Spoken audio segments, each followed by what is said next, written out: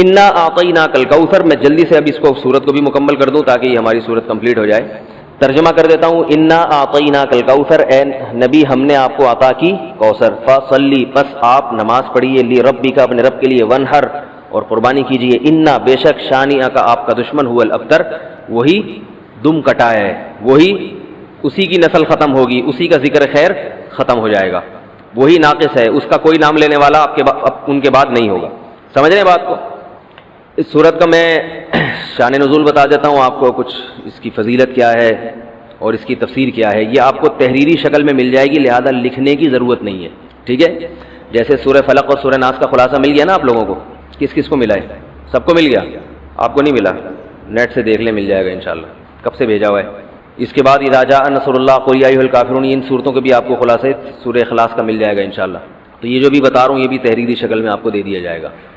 اس صورت کا شان نزول یہ ہے کہ رسول اللہ صلی اللہ علیہ وسلم کو اللہ تعالیٰ نے حضرت خدیجہ سے دو بیٹے دیے تھے. ایک کا نام تھا قاسم اور ایک کا نام تھا ابراہیم. آپ صلی اللہ علیہ وسلم کی جتنی بھی اولاد ہوئی ہے صرف حضرت خدیجہ سے ہوئی ہے. حضرت خدیجہ کے علاوہ آپ کی اولاد کسی اور زوجہ سے نہیں ہوئی. حضرت خدیجہ سے 4 بیٹیاں تھیں اور 2 بیٹے. ایک بیٹے کا نام قاسم، دوسرے کا نام ابراہیم. قاسم کی جب ولادت ہوئی ان کا بھی انتقال ہو گیا، اور ابراہیم کی ولادت ہوئی تو ان کا بھی انتقال ہو گیا. عرب میں نرینہ اولاد کی بڑی اہمیت تھی، کیونکہ انسان کا نسب اس کی نرینہ اولاد سے چلتا ہے، بیٹیوں سے نہیں چلتا. بیٹیاں تو غیروں کی ہوتی ہیں، رخصتی ہو کے دوسروں کے ہاں چلی جاتی ہیں، ان کے نسل میں اضافہ کرتی ہیں، ان کی نسل بڑھاتی ہیں. اپنے شوہر اور اپنے شوہر کے ددیال کی نسل میں اضافہ کریں گی. وہ اپنے باپ کی نسل میں اضافہ کون کرتا ہے؟ بیٹا. کیونکہ نسب کس سے چلتا ہے؟ باپ سے چلتا ہے، سوائے بلاول بھٹو کے. بلاول بھٹو کے بارے میں کہتا ہوں کہ بلاول بھٹو اسلامی تاریخ، غیر مسلموں کے ہاں تو ماں سے چلتا ہے جو نیچر کے خلاف ہے، لیکن اہل اسلام میں، اسلامی تاریخ میں سوائے بلاول بھٹو کے آج تک کوئی ایسا شخص پیدا نہیں ہوا جس کے نسب اور خاندان ماں سے چلتا ہو. بلاول بھٹو زرداری کے بیٹے ہیں، مگر خاندان ان کا کیا کہلاتا ہے؟ قوم جو آخر میں لگتی ہے وہ بھٹو کہلاتی ہے، حالانکہ وہ بھٹو ان کی والدہ تھیں، ان کے والد محترم بھٹو نہیں. تو سیاست میں انہوں نے نسب ہی کو بگاڑ دیا اپنا. سمجھ رہے بات کو؟ تو یہ سیاسی لوگ اتنے خطرناک ہوتے ہیں کہ یہ اپنے باپ کے نسب کو بدل دیتے ہیں سیاست کے چکر میں، کیونکہ زرداری لگے گا تو ووٹ نہیں ملیں گے، ووٹ بھٹو کے نام کو کیش کرانا ہے. خیر، تو رسول اللہ صلی اللہ علیہ وسلم کے 2 بیٹے ہوئے، دونوں کا انتقال ہو گیا. عرب میں بے اولادی کو بھی معیوب سمجھتے تھے، کیونکہ آپ کی نسل چلے گی بیٹوں سے، اور بیٹے ہیں جو باپ کی بہت زیادہ عزت کا ذریعہ بنتے ہیں. بیٹیوں کے اپنے فضائل ہیں، لیکن ظاہر ہے نسل بیٹیوں سے نہیں چلتی. تو جب نبی صلی اللہ علیہ وسلم کے دونوں بیٹے مر گئے، دنیا سے چلے گئے، تو عاص ابن وائل بہت بڑا دشمن تھا اہل اسلام کا، وہ اور قریش، دیگر قریش، وہ یہ کہنے لگے کہ محمد صلی اللہ علیہ وسلم معاذ اللہ ابتر ہیں. کیا مطلب؟ ان کی نسل ختم، اور ان کا نام لینے والا ان کے بعد دنیا میں کوئی نہیں ہوگا، کیونکہ بیٹے ہی نہیں ہیں. تو یاد کون رکھے گا؟ اولاد ہی نہیں ہے، باپ دادا کے نام کون لے گا؟ اولاد تو ہے ہی نہیں، بیٹیاں ہیں. سمجھ رہے بات کو؟ آپ صلی اللہ علیہ وسلم کو اس طعنے سے تکلیف ہوتی تھی، تو اس پر یہ صورت نازل ہوئی کہ اے نبی آپ کا ذکر ختم نہیں ہوگا، آپ کی روحانی اولاد بہت ہوگی. باقی اللہ نے آپ کو بیٹا کیوں نہیں دیا، یہ دیا تو اٹھا کیوں لیا، اس کی حکمت ایک اور مقام پہ بیان کی گئی ہے، وہ میں بتاتا ہوں آپ کو بعد میں. لیکن بتایا گیا کہ اے نبی آپ کا ذکر ختم نہیں ہوگا، بلکہ یہ جو کہہ رہے ہیں نا کہ آپ کو خیر نہیں ملی، ابتر اسے کہتے ہیں جس کی نسل میں یا جس کو، کیونکہ جس کی اولاد نہیں ہے نا اس کو یہ سمجھا جاتا ہے، اور حقیقت بھی ایسا ہی ہے کہ بہت بڑی خیر سے محروم ہو گیا. وہ بڑھاپے میں خدمت کے لیے نہیں ہے، کاروبار سنبھالنے کے لیے کوئی نہیں ہے، دین کے مشن کو آگے لینے کے لیے، چلانے کے لیے نہیں ہوگا، اور تذکرہ نسل میں نہیں ہو سکے گا. تو یہ ساری بھلائیوں سے انسان محروم ہو جاتا ہے. تو نبی کو تسلی دی گئی، انا اعطینا الکوثر، اے نبی ہم نے آپ کو خیر، کوثر کہتے ہیں خیر کثیر کو، بہت زیادہ بھلائیاں ہم نے آپ کو عطا کر دی ہیں. کوثر سے نہر کوثر تو ہے، لیکن کوثر کا جو لغوی مطلب ہے، ڈکشنری میں جو مطلب ہے وہ کیا ہے؟ اصل میں حوض کوثر کو نہیں کہتے، بلکہ کسے کہتے ہیں؟ خیر کثیر. اے نبی ہم نے آپ کو خیر کثیر عطا کی ہے، جس میں کیا ہے؟ نبوت، عزت، آپ کا قیامت تک تذکرہ ہوتا رہے گا. یہ ساری چیزیں ہم نے آپ کو عطا کر دی ہیں، لہذا ان کے تانوں سے پریشان ہونے کی ضرورت نہیں ہے. ان کے نرینہ اولاد ہوگی تو بھی ان کا تذکرہ نہیں ہوگا، اور آپ کے نرینہ اولاد نہ ہو کے بھی آپ کی روحانی اولاد قیامت تک باقی رہے گی اور آپ کا تذکرہ بہت زیادہ ہوتا رہے گا. یہ خیر کثیر ہم نے آپ کو عطا کی ہے. پھر اسی خیر کثیر میں سے ایک خیر حوض کوثر بھی ہے، جس کا نام کوثر اس لیے رکھا گیا کہ وہ ایک پانی کی نہر ہے جو نبی صلی اللہ علیہ وسلم کو قیامت کے دن دی جائے گی، اور آپ صلی اللہ علیہ وسلم خود بھی اس سے پئیں گے اور اپنے امتیوں کو بھی اس سے پلائیں گے. اس پانی میں بھی اللہ نے خیر کثیر رکھی ہے. وہ خیر کثیر کیا ہے وہ ابھی انشاءاللہ میں بتاؤں گا. تو اس کا مصداق یعنی یہ آیت منطبق ہوتی ہے حوض کوثر پر بھی. ٹھیک ہے، تو یہ تو اس کا شان نزول ہے کہ اللہ نے بتا دیا کہ یہ جو آپ پر طنز اور طعنے کر رہے ہیں یہ لوگ ہیں جن کی نسل ہے ختم ہونے والی. ان کا نام لینے والا کوئی بھی نہیں ہوگا. بڑے بڑے سرداروں کے نام تو لیا جاتا ہے ان کا آج، لیکن اچھے جذبے سے نہیں لیا جاتا. ان کا نام برائی کے طور پہ لیا جاتا ہے. یہ تو اس سورت کا ہو گیا شان نزول. اس سورت کی فضیلت کیا ہے؟ حدیث میں آتا ہے، صحابہ کہتے ہیں کہ ہم بیٹھے ہوئے تھے رسول اللہ صلی اللہ علیہ وسلم کے ساتھ مسجد میں. آپ صلی اللہ علیہ وسلم پر ایک دم کچھ غنودگی سی طاری ہوئی، بے ہوشی کی کیفیت طاری ہوئی جیسے وحی میں ہوتی تھی. تو اس کے بعد جب آپ صلی اللہ علیہ وسلم بالکل بیدار ہوئے ہیں، نارمل حالت میں آپ صلی اللہ علیہ وسلم آئے ہیں، تو بڑے خوش تھے اور آپ صلی اللہ علیہ وسلم نے اس سورت کی تلاوت کی. اللہ کے نبی پر جب وحی آتی تھی نا تو جیسے ہی آپ صلی اللہ علیہ وسلم ہوش کی حالت میں آتے تھے تو فوراً ان آیتوں کی تلاوت شروع کر دیا کرتے تھے تاکہ میں بھول نہ جاؤں. تو آپ نے فوراً بسم اللہ الرحمن الرحیم پڑھا اور انا اعطیناک الکوثر فصل لربک وانحر ان شانئک هو الابتر. یہ آیتیں نازل ہوئیں اور آپ نے فوراً ان آیتوں کی تلاوت شروع کر دی. جب یہ شروع ہوئی تو صحابہ نے پوچھا یہ کوثر کیا چیز ہے؟ آپ صلی اللہ علیہ وسلم نے فرمایا میرے رب نے مجھے بشارت دی ہے کہ قیامت کے دن مجھے ایسی نہر ملے گی. وہ نہر ایسی ہے کہ اس کے جو پیالے ہیں جس سے لوگ پانی پئیں گے وہ چاندی کے ہیں، اور ان کی تعداد ان پیالوں کی گلاسوں کی اتنی ہے جیسے آسمان کے ستارے، اور اس نہر کا پانی برف سے زیادہ سفید ہے اور شہد سے زیادہ میٹھا ہے، اور میری امت میں کوئی بھی اس کا پانی پیے گا تو اسے کبھی بھی پیاس نہیں لگے گی. میدان حشر میں جو لوگوں کا سب سے بڑا مسئلہ ہوگا وہ پیاس ہوگا، سب سے بڑا مسئلہ. اور کہتے ہیں سمندروں کا پانی بھی اگر پی لے کوئی ساتوں سمندروں کا تو اس کی پیاس نہیں بجھے گی. تو میرے اللہ نے مجھے یہ نہر دی ہے، جو میرا امتی اس سے پی لے گا اسے کبھی بھی ہمیشہ کے لیے اس کی پیاس ختم ہو جائے گی. پھر آپ صلی اللہ علیہ وسلم نے فرمایا اسی موقع پر اسی حدیث میں کہ کچھ میرے امتی آئیں گے حوض کوثر سے پانی پینے کے لیے، فرشتے انہیں وہاں سے ہٹائیں گے، دھتکاریں گے. میں کہوں گا کہ یہ میرے امتی ہیں تو فرشتے کہیں گے کہ آپ کو علم نہیں ہے ما احدثوا بعدک، کہ انہوں نے آپ کے بعد بدعتیں ایجاد کر لی تھیں. ہیں تو آپ کے امتی مگر انہوں نے آپ کے دین میں تبدیلیاں کر لی تھی. جو دین آپ ان کو دے کر گئے تھے اس پر انہوں نے قناعت نہیں کی، اپنی طرف سے اس میں اضافے کیے، ایڈیشن کہتے ہیں نا، بہت ساری چیزیں بڑھا لی انہوں نے. تو اس میں وعید بھی آپ صلی اللہ علیہ وسلم نے بتا دی کہ حوض کوثر سے بدعتی کو پانی پینے کی توفیق نہیں ملے گی. تو یہ تو اس صورت کی فضیلت ہو گئی. اب اس صورت کے مضامین کیا ہیں، تفسیر کیا ہے اس کی، اس کے اسباق کیا ہوتے ہیں، یہ انشاءاللہ پھر. تو جب نبی صلی اللہ علیہ وسلم نے فرمایا نا کہ تم موت کے بعد دوبارہ زندگی ملے گی، تمہیں اللہ کے سامنے حساب و کتاب دینا ہے، تو وہی مشہور سوال تھا سأل سائل بعذاب واقع. اللہ فرماتے ہیں واقع کب ہوگا یہ تو میں نہیں بتاؤں گا، میرا اصول ہی نہیں ہے کہ میں قیامت کا علم بتا دوں. لیکن اتنی بات ہے للکافرین لیس لہ دافع، جو بھی اللہ کا منکر ہے، اللہ کو نہیں مانتا، اللہ کے حکام کو فالو نہیں کرتا، جب وہ عذاب آئے گا تو دنیا کی کوئی طاقت اس عذاب سے ان کو بچا نہیں سکے گی. تعرج الملائکۃ والروح الیہ فی یوم کان مقدارہ 50,000 سنہ، 50,000 سال کا ایک دن ہوگا. کہیں 1,000 سال اللہ نے ذکر کیا میدان حشر کے بارے میں، کہیں 50,000 سال. تو علماء نے بیان کیا یہ لوگوں کے حالات کے حساب سے ہوگا. یہ ٹائم کے جو یونٹ ہے نا یہ ہر ایک کے حق میں مختلف ہوتے ہیں. دیکھو جب ہم پیدا ہوئے تو ہم کائنات کو بننے کے اربوں سال کے بعد پیدا ہوئے ہوں گے نا، تو کیا ہمیں انتظار کرنا پڑا؟ بولو نا کیا ہو گیا؟ اگر ہمیں اللہ انتظار کرواتا ابھی تم عالم ارواح میں ہو 1 ارب سال کے بعد تمہارا نمبر آئے گا تو میں تو بوریت سے مر چکا ہوتا. کیا خیال ہے بھائی؟ جہاں فلائٹ 1 گھنٹہ لیٹ ہو جائے انتظار میں آدمی ٹینشن میں چلا جاتا ہے. لیکن ہم تو جب آئے تو ہمیں تو لگا کہ کائنات کی ابتدا آج سے ہو رہی ہے جب ہم نے ہوش سنبھالا، کیونکہ ہمارے وہ یونٹ جو تھے نا، جو وقت کی اکائیاں ہیں، وہ ہمارے حق میں اسٹارٹ ہی نہیں ہوئی تھی. تو اسی طرح مرنے کے بعد جو مردے کے لیے جو ٹائم کے یونٹ ہے نا وہ چینج ہوتے ہیں. ورنہ جو مردہ بیچارہ 20,000 سال پہلے دفن ہوا ہے وہ تو قبر میں کوئی عذاب نہ بھی ہو رہا، وہ تو پڑے پڑے ہی بور ہو گیا ہوگا کہ اللہ قیامت لے آ، میں تو ٹینشن میں آ گیا ہوں، 20,000 سال ہو گئے مجھے.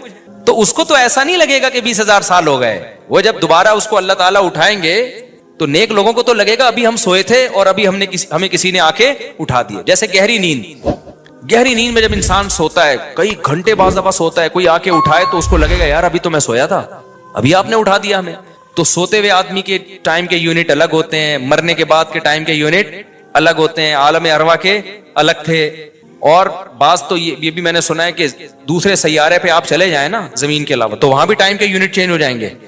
تو اسی طرح آخرت کے ٹائم کے یونٹ بالکل الگ ہے. ایک دن 50,000 سال کی, دنیا کا جو 50,000 سال ہے نا وہ وہاں کا ایک دن ہوگا. کسی کے حق میں 1,000 سال, کسی کے حق میں 50,000 سال. یہ وہ ہے جب حساب و کتاب جس میں ہوگا. تو اللہ نافرمانوں کو عذاب سے پہلے نا حساب و کتاب کا عذاب دیں گے. اللہ ہم سب کو اس عذاب سے محفوظ رکھے, جس کو قرآن نے ایک جگہ بیان کیا, یجعل الولدان شیبا, وہ ایسا دن جو بچوں کو بوڑھا کر دے. ایسا دن یفر المرء من اخیہ, انسان اپنے بھائی سے دور بھاگے. اس لیے بڑے بڑے اللہ والے وہ جہنم سے زیادہ پناہ مانگا کرتے تھے میدان حشر کی سختیوں سے. جہنم تو اس سے زیادہ سخت ہے, لیکن میدان حشر کوئی کم چیز نہیں ہے, وہ کوئی کم عذاب نہیں ہے. تو اللہ فرماتے ہیں کہ 50,000 سال کے برابر ایک دن ہوگا. فاصبر صبرا جمیلا انہم یرونہ بعیدا. جب مشرک بار بار کہتے بھائی چھوڑو ابھی لے آؤ نا ابھی لے آؤ, تو نبی صلی اللہ علیہ وسلم کو پریشانی ہوتی کہ بھئی اللہ وقت بتاتا کیوں نہیں ہے, بتا دے تاکہ میری جان چھوڑیں یہ لوگ. تو اللہ نے پیغمبر صلی اللہ علیہ وسلم کو تسلی دی, فاصبر صبرا جمیلا, اے نبی آپ صبر جمیل کریں. صبر جمیل وہ صبر ہے جس میں ذرا بھی شکایت نہ ہو. انہم یرونہ بعیدا, اے نبی یہ لوگ سمجھتے ہیں اس کے آنے میں بہت ٹائم ہے, لاکھوں کروڑوں سال ہیں. ونراہ قریبا, جبکہ ہم دیکھ رہے ہیں بس آنے والی ہے. کیوں؟ جب آپ مر گئے نا, ابھی دیکھو ہو سکتا ہے 1,000 سال باقی ہوں قیامت آنے میں, ہو سکتا ہے 20,000 سال باقی ہوں, لیکن ہمارے مرنے کے بعد ہمیں نہیں لگے گا 20,000 سال. ہمیں تو ایسا لگے گا ابھی ہم مرے تھے اور اتنی جلدی اللہ نے قیامت قائم کر لی. تو ہمیں تو اپنی موت کے حساب سے چلنا ہے بھائی. ہمیں کیا پتا کہ ہمیں کیا کرنا ہے اس سے کہ 50,000 سال بعد قیامت آئی یا 1 کروڑ سال بعد آئے. جب ہم مر گئے تو ہماری قیامت واقع ہو گئی ہے, ٹائم کے یونٹ ہمارے حق میں چینج ہو جائیں گے. تو اس لیے اللہ کہتے ہیں انہم یرونہ بعیدا, اے نبی یہ سمجھتے ہیں بہت بعد میں آئے گی قیامت. ونراہ قریبا, ہم تو دیکھ رہے ہیں کب ہے, بالکل قریب ہے, زیادہ ٹائم نہیں ہے. یوم تکون السماء کالمہل, اللہ فرماتے ہیں جس دن آسمان تیل کی تلچھٹ کی طرح ہو جائے گا, ایسے پگھل جائے گا آسمان. اتنی بڑی تباہی آنے والی ہے اس کائنات پہ جس پہ ہم فخر کر رہے ہیں, اس یہاں کے شاپنگ سینٹروں پہ فخر کر رہے ہیں. میں بھی ایک پروگرام میں گیا نا اسلام آباد میں, بڑا زبردست پروگرام تھا, بڑے بڑے تاجر آئے ہوئے تھے, تھوڑا سا موٹیویٹ کرنا تھا لوگوں کو تاکہ پیسہ کمائیں. تو یہ تو اچھی بات ہے, اسلام تو آپ کو بزنس کا پیسہ کمانے کا حکم دیتا ہے تاکہ ہم بھکاری پن سے نکلیں. بھکاری پن کو تو پسند نہیں کیا گیا نا, ایک شخص بھیک مانگتا ہے نبی نے اس کو پسند نہیں کیا, تو پوری قوم پورا کنٹری بھکاری بن کے IMF کے سامنے کشکول لے کے کھڑا ہوا ہو تو ہمارے نبی اس کو پسند کریں گے کہ کوئی مسلمان قوم ہو اور قومی سطح پہ بھکاری بن چکی ہو. تو یہ علماء کی ذمہ داری ہے لوگوں کو پیسہ کمانے کی ترغیب دیں, بزنس کی طرف لے کر آئیں, یہ مذہبی ذمہ داری ہے. تو میرا اس میں کوئی کمیشن نہیں تھا, میں گیا, میں نے تقریر کی, لیکن ایک چیز کا مجھے اندازہ ہوا کہ یار ایک چیز یہاں پیدا ہو رہی ہے, پیسہ کمانے کے ساتھ پیسے کی محبت بھی آ رہی ہے. تو مجھے خیال ہوا میں اپنی اسپیچ میں ایک بات کہوں کہ آپ یہاں ہیں, سارے ارب پتی کروڑ پتی تاجر ہیں, سب اپنے اپنے تجربے شیئر کر رہے ہیں کہ میں یہ کرتا تھا, آج میں نے اتنے روپے کما لیے, میں یہ کرتا, تاکہ لوگوں کو موٹیویشن ملے. اچھی بات ہے, بہت اچھا پروگرام تھا. تو مجھے خیال ہوا کہ ایک بات میں کہوں کہ ضرور, لیکن ایک چکر نہ ہفتے میں ایک دفعہ قبرستان کا ضرور لگایا کرو تاکہ نیتیں ٹھیک ہو جائیں پیسہ کمانے سے. ایسا نہ ہو یہ پیسہ قارون بنا دے آپ کو. ایک دفعہ ایسا کیا کرو, جیسے یہ پروگرام ہو رہا ہے بڑا زبردست, لوگ آ رہے ہیں, ایوارڈ مل رہے ہیں, اور تو یہاں سے نکل کے, لیکن میں نے کہا نہیں, میں نے کہا یہ ان کے مینٹل لیول سے نا اوپر کیجیے, ہر چیز ہر جگہ کہنے کی نہیں ہوتی. یہ کہیں گے مفتی صاحب رنگ میں بھنگ ڈال کے چلے گئے. اچھا بلا ہم دیکھ رہے تھے اتنے کروڑ پتی لوگوں کو سن کے, ہمیں بھی خواب آ رہے تھے کل ہمارے پاس لینڈ کروزر ہوگی, 4 شادیاں ہوں گی, اب پیسہ ہوگا زبردست, یہاں جائیں گے وہاں جائیں گے. یہ مولوی نے آ کے یہاں بھی کیا کر دیا, قبرستان کی باتیں شروع کر دی. تو وہ مناسب نہیں تھا, لیکن دل چاہ رہا تھا کہ میں ان سے کہوں اگلا پروگرام وہ بول دوں گا کہ بہت زبردست پیسہ کمائیں, ایک دفعہ جا کے قبر میں جو آپ سے پہلا کما کے چلے گئے نا پہلے کما کے. یہ یوٹیوبرز تو یہاں آ رہے ہیں, اپنا ایکسپیرینس شیئر کر رہے ہیں, میں ایسا کانٹینٹ بناتا ہوں اور میں ایسے محنت کرتا ہوں. اچھی بات ہے, مجھے بڑی خوشی ہو رہی تھی, تھوڑی سی امیدیں ہوئی کہ شاید پاکستان اب شاید اچھی سمت میں جانا شروع ہو جائے. تو مجھے ان پہ وہ کوئی نہیں, وہ تو بہت اچھا کر رہے تھے, بلکہ یہ تو ایک ظرف کے بڑے ہونے کی بات ہے کہ آپ بتائیں کہ میں نے پیسہ ایسا کمایا, ورنہ لوگ بتاتے کہاں ہیں. مجھے ان یوٹیوبرز میں خوشی ہو رہی تھی, وہ بتا رہے تھے ہم نے یہ کانٹینٹ بنایا, ہم نے ایسے چینل بنایا, اتنے پیسے کمائے. تو اچھی بات ہے, شیئر کرو یار تاکہ لوگوں کی غربت ختم ہو, وہ بھی کریں یہ کام. لیکن ساتھ ساتھ ایک بات, یہ پیسہ آپ کو سلیمان علیہ السلام جیسا بھی بنا سکتا ہے اور قارون اور فرعون جیسا, ابو بکر عثمان جیسا بھی بنا سکتا ہے اور ابو جہل جیسا بھی بنا سکتا ہے. کیا خیال ہے؟ یہ سارے پیسے والے لوگ تھے نا. تو آپ پیسہ کما کے سلیمان علیہ السلام جیسے شکر گزار بن جاؤ, عثمان ابن عفان جیسے غنی بن جاؤ, عبد الرحمن بن عوف جیسے بن جاؤ.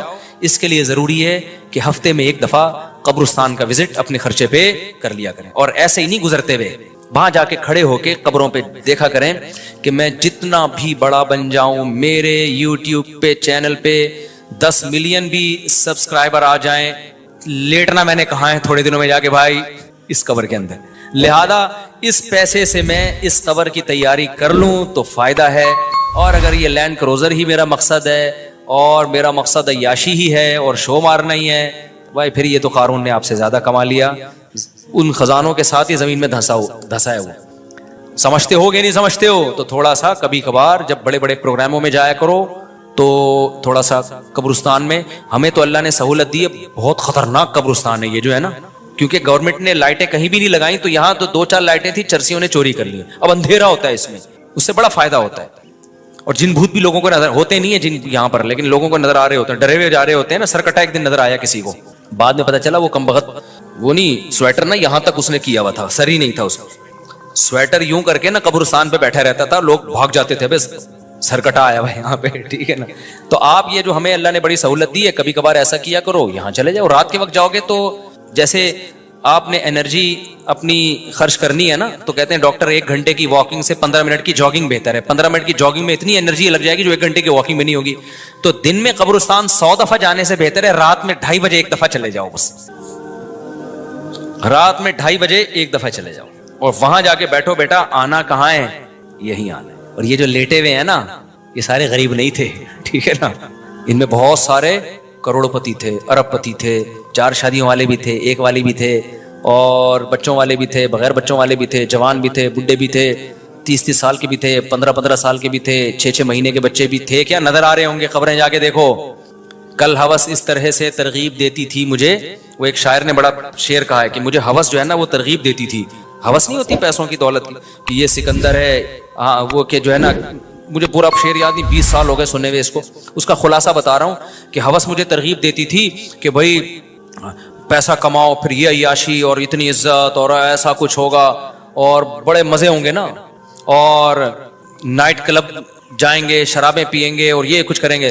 کہہ رہے ہیں ایک دن کیا ہوا, مجھے جو ہے قبرستان سے میرا گزرنا ہوا, تو مجھے جو ہے نا میری ہوس نے جو ہے نا مجھے 2-4 قبریں دکھائیں اور کہا یہ سکندر ہے, یہ دارا ہے, یہ کیکاؤس ہے. یہ سکندر اعظم کی قبر ہے, لاکھوں باندیاں تھیں اس کے پاس. آپ تو 2-4 گرل فرینڈ پہ فخر کر رہے ہو, گرل فرینڈ نہیں, لاکھوں باندیاں. گرل فرینڈ آپ کے تابع نہیں ہوتی, باندی تو جیسے آپ بولو گے بھائی جو کام آپ اس کے ذمہ لگاؤ گے وہ بھاگ نہیں سکتی, نوکر ہے آپ کی. تو اتنی بڑی بڑی دنیا انہوں نے روئے زمین پہ حکومتیں کی ہیں. آج قبروں کے اندر یہ دارا ہے, یہ کیکاؤس ہے, یہ سکندر اعظم ہے.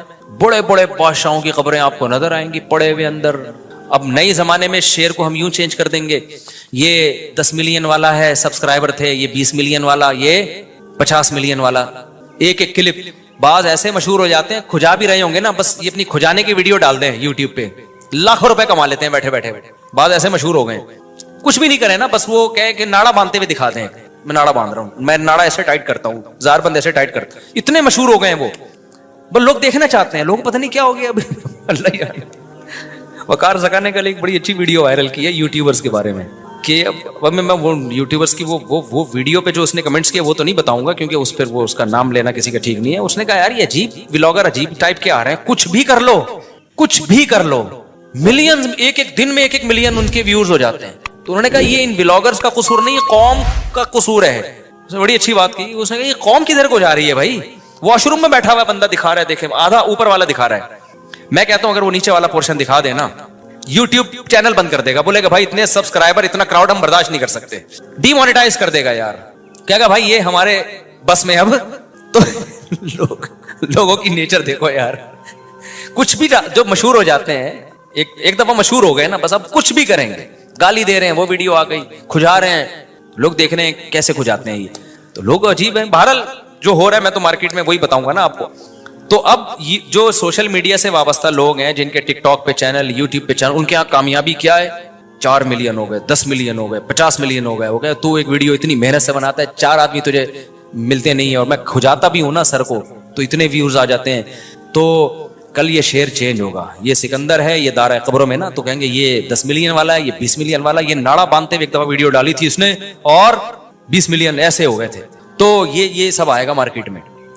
तो इसलिए मेरा दिल चाहता है कि मैं इन लोगों से, मेरा उस प्रोग्राम में दिल चाह रहा था एक दफ़ा बोलूं कि आप तमाम हजरात से गुजारिश है, बहुत अच्छा प्रोग्राम है और अल्लाह करे और पैसा आए और ये लोग अपने तजर्बों को शेयर करें, लेकिन काइंडली थोड़ा सा कब्रिस्तान भी, हमारे नबी ने पैसा कमाने की तरगीब दी है, साथ साथ कब्रिस्तान जाने की भी तरगीब दी है। सही बुखारी की हदीस है, कुन्तु नहयतुकुम अन ज़ियारतिल क़ुबूरी फ़ज़ूरूहा फ़इन्नहा तुज़क्किरुल आखिरा। नबी ने फरमाया मैंने तुम्हें कब्रिस्तान जाने से मना किया था क्योंकि बिदअतें हो रही थी, शिरक फैल रहा था, लेकिन अब तौहीद कायम हो गई है, शिरक का खतरा खत्म हो गया। फरमाया फ़ज़ूरूहा, कब्रिस्तान जाया करो क्योंकि इससे आखिरत याद रहती है। इंसान अपनी औकात में रहता है, अपनी औकात से बाहर निकलने की कोशिश नहीं करता। तो अल्लाह मियां भी फरमा रहे हैं तुम उसको बहुत दूर समझ रहे हो, हम समझ रहे हैं बहुत करीब है।